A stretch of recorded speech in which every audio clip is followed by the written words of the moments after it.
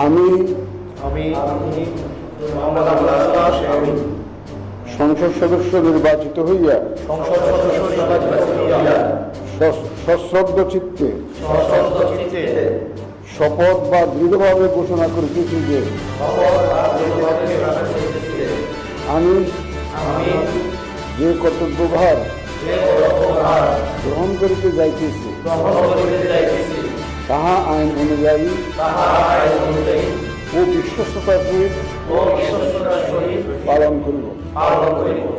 আমি বাংলাদেশের প্রতি অকৃত্রিম বিশ্বাস ও আনুগত্য পোষণ করিব এবং সংসদ সদস্য রূপে আমার কর্তব্য পালনকে